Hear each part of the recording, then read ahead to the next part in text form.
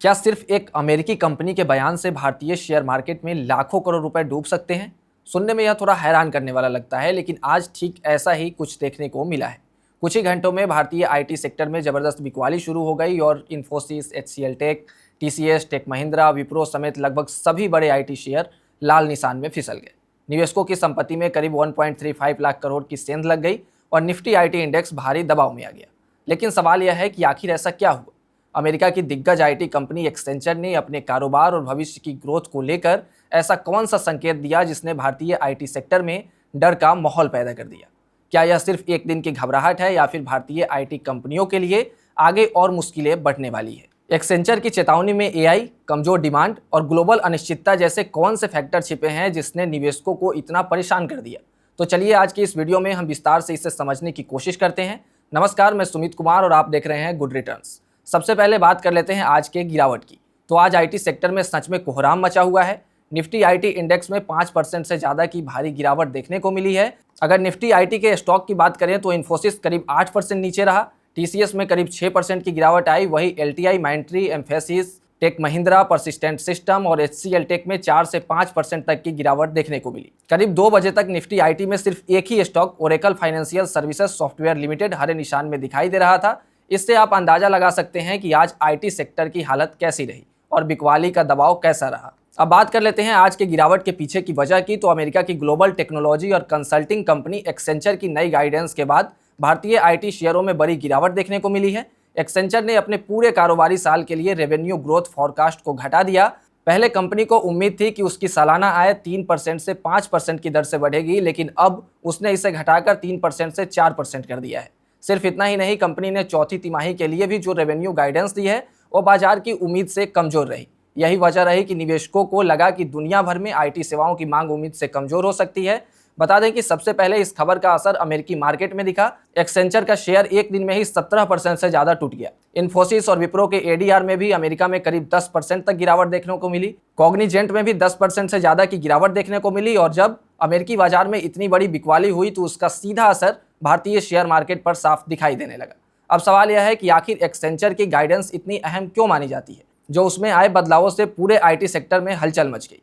तो देखिए, इसकी वजह यह है कि एक्सेंचर पूरी दुनिया में सबसे बड़ी आईटी कंपनियों और कंसल्टिंग कंपनियों में से एक है। यह कंपनी हजारों बड़े कॉर्पोरेट क्लाइंट के साथ काम करती है, इसलिए उसकी कमाई और ऑर्डर बुक को अक्सर पूरे आईटी सेक्टर की मांग का संकेत माना जाता है। यानी अगर एक्सेंचर को भविष्य में ग्रोथ धीमी रहने की आशंका दिख रही है तो निवेशकों को लगता है कि भारतीय आईटी कंपनियों पर भी इसका असर पड़ सकता है। आपको बता दें कि एक्सेंचर ने अपनी रिपोर्ट में यह भी बताया है कि तीसरी तिमाही में उसके नए ऑर्डर यानी बुकिंग्स करीब 2% घटकर 19.3 मिलियन रह गए हैं। इसके अलावा कंपनी ने कहा कि मध्य पूर्व में जारी तनाव की वजह से भी उसके कारोबार पर करीब 400 मिलियन का असर पड़ा है और चौथी तिमाही में भी इसका असर जारी रह सकता है। यही वजह है कि निवेशकों की चिंता और बढ़ गई। हालांकि तस्वीर का दूसरा पहलू भी है। एक्सेंचर ने यह भी कहा कि आर्टिफिशियल इंटेलिजेंस यानी एआई, क्लाउड कंप्यूटिंग और डाटा सर्विसेज से जुड़े कुछ बड़े प्रोजेक्ट्स की मांग अभी भी मजबूत बनी हुई है।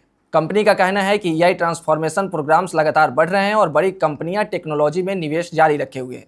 यानी एक तरफ निकट अवधि में दबाव दिखाई दे रहा है, लेकिन दूसरी तरफ लंबी अवधि की ग्रोथ स्टोरी अभी भी बरकरार है। अब मार्केट की नज़र आने वाले दिनों में इन्फोसिस, टीसीएस, एचसीएल टेक और अन्य आईटी कंपनियों के नतीजों और उनकी भविष्य की गाइडेंस पर टिकी रहेगी, क्योंकि यही तय करेगा कि गिरावट सिर्फ एक अस्थायी झटका है या फिर आईटी सेक्टर में लंबी अवधि की कमजोरी की शुरुआत। दूरी तो डेफिनेटली नहीं बनानी है, बिकॉज उसका रीजन मैं आपको बताता हूँ। ट्रेडिंग डेफिनेटली नहीं करनी है इसमें।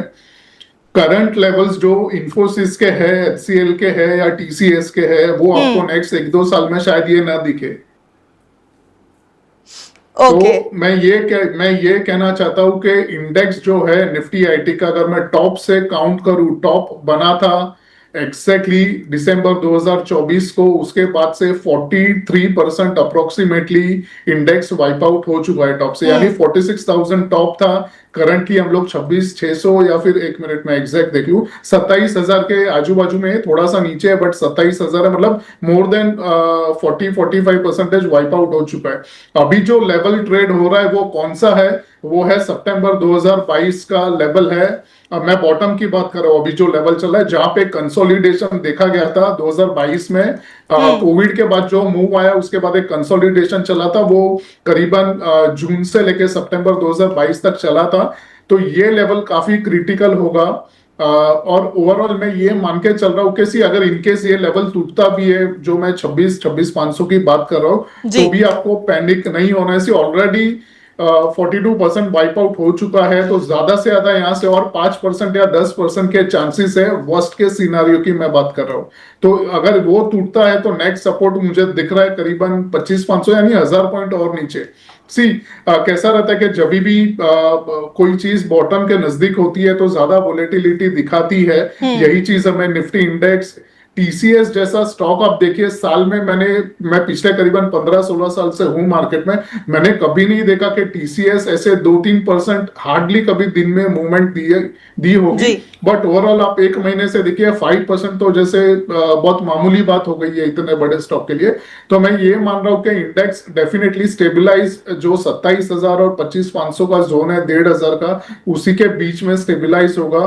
और मैं ये मान के चल रहा हूं कि यहीं पे इन्वेस्टमेंट डेफिनेटली करना चाहिए। अगर आप 2-3 महीना भी एसआईपी या फिर आप रोज या हर हफ्ते थोड़े थोड़े फ्रंट लाइनर्स आईटी ले रहे, तो अच्छा खासा रिटर्न नेक्स्ट 1-1.5 साल में बनेगा यहाँ पे। आपको क्या लगता है कमेंट सेक्शन में जरूर बताएं, और ऐसे ही तमाम अपडेट्स और शेयर मार्केट से जुड़ी तमाम जानकारी के लिए आप बने रहें गुड रिटर्न्स डिजिटल के साथ।